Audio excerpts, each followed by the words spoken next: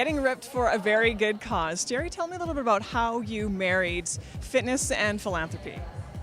Well, growing up, I remember my dad went grocery shopping, and my sister and I went with him, and we thought he was actually going to bring the groceries home, but he ended up stopping at this apartment, and he said, "You girls just stay right here," and he started putting all the groceries on the balcony. And I was thinking, does my dad have another family? Like, what is going on? And it really bothered me, but when he came in the car, I said, "Dad, what's going on?" And he said, "You know, Jari, I want to show you that we're really fortunate, but there's a lot of kids that don't have what you have, and I want to give this family a bunch of food, but I don't want them to know that it's me." So I learned at a very young age that you do this out of the goodness of your heart and you don't make a spectacle of it. So tell me about what is happening here today and how does it all work? Well, the Get Ripped-A-Thon is about helping others. So what we did is we thought, okay, let's have people bring in canned goods as their resistance, and we'll donate that to the Inn from the Cold because they need food to help feed the families.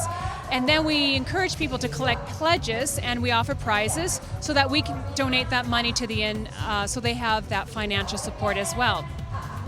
And why did you decide that this was something that you really wanted to do and get involved in? Why was it Inn from the Cold?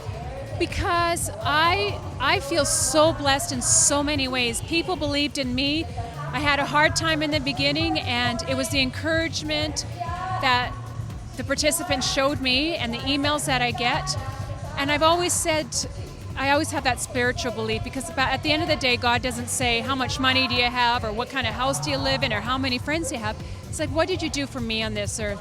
And I want to be able to die knowing that I was able to help those in need.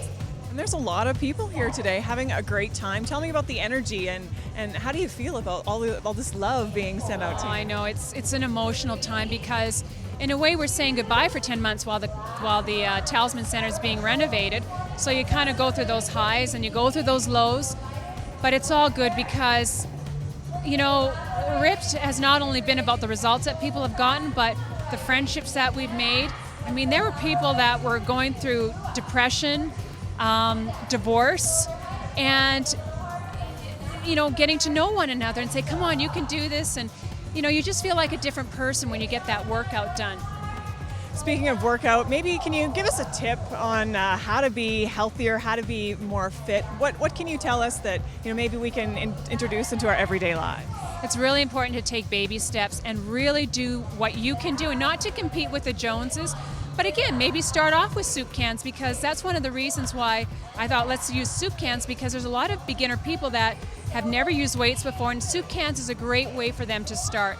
But again, your body adapts every 4 to 6 weeks. I see it all the time. And a lot of women in particularly, including myself, we get stuck in the rut. We do the same thing all the time. So, for example, when I did the RIP program, I did it in phases. So you have isolation exercises where you're working one muscle group at a time. Then you have compound. Then we do the interval in RIP 1000.